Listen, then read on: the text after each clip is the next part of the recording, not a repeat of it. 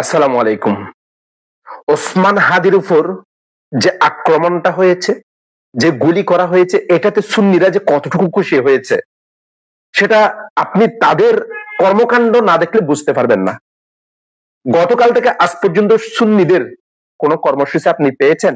আমি এমনও কিছু পোস্ট দেখেছি যারা মোটামুটি প্রকৃত সুন্নি করে, তারা হাদির পক্ষে পোস্ট দেওয়াতে আরেক সুন্নি কমেন্টস করতেছে, এক গুলি খাইলে তোমার সমস্যা কি? এরা কি সুফিবাদের পক্ষে নাকি? দেখেন তাদের মেন্টালিটি কোথায়। সুন্নিরা কতটুকু খুশি হয়েছে সেটা আমি একটু করে আপনাদেরকে দেখানোর চেষ্টা করতেছি। একজন সুন্নি বক্তা, তার পোস্ট আমার সামনে আসছে, তিনি ওয়াজ করে মনে হয়, মুফতি নাম লাগাইছে, দেখতে পাচ্ছেন তার আইডিতে প্রায় ৮৩ অর্থাৎ ৮৩,০০০ ফলোয়ার। মুফতি ওয়াহিদ হাবিবি।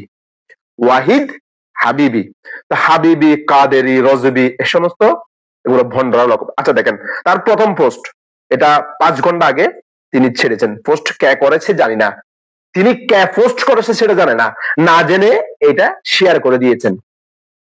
ওসমান হাদির জানাজায় খালেদা জিয়ার চেয়েও বেশি মানুষ হবে, সাদিক কায়েম। দেখেন, সে একজন বক্তা, সে ওয়াজ করে, তার ভিতরে এতটুকু কমন সেন্স, এতটুকু জ্ঞান নেই যে এআই দিয়ে মিথ্যা কোনটা সেটা তিনি বুঝতে পারে নাই। এটা আপনাদের কথা, তিনি ঠিকই বুঝতে পেরেছে এটা ফেক, সেটাও জানে, তারপরে কেন শেয়ার করতেছে? তিনি মনে মনে কতটুকু খুশি হয়েছে একজন জুলাই যোদ্ধা গুলিবিদ্ধ হওয়াতে, তিনি কতটুকু খুশি হয়েছে সেটা আপনাদেরকে বলে বোঝাতে পারবো না। আমি তার কিছু কমেন্ট এখানে দেখা যাচ্ছে, দেখেন অনেকে লিখতেছে ফেক নিউজ, কে করছে না জানলে পোস্ট করলেন কেন? দেখেন তার আইডিতে তার অনুসারীরা বেশি কি জয়েন থাকবে।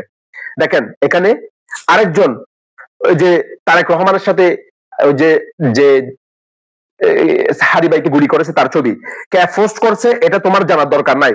তোমার কাজ হচ্ছে শুধু শেয়ার করা, সেটা সত্য কি মিথ্যা যাচাই করার কোনো দরকার নাই। দেখেন তার কমেন্ট গুলো দেখেও সেই কোন ধরনের রিয়াকশন বা ইটেনশন তার ভিতরে কাজ করতেছে না। তিনি নাকি একজন বক্তা, তিনি নাকি কোরআন হাদিসের কথা বলবেন, মানুষকে হেদায়েতের পথ দেখাবেন। নাউযুবিল্লাহি মিন যালিক। এই সমস্ত বক্তাদেরকে হত্যা করা জায়েজ হয়ে গিয়েছে। এই সমস্ত বক্তাদের কারণে আজকে বাংলাদেশে স্বৈরাচার জন্ম নিচ্ছে। এই সমস্ত মাদারির কারণে আজকে বাংলাদেশের এই অবস্থা হচ্ছে।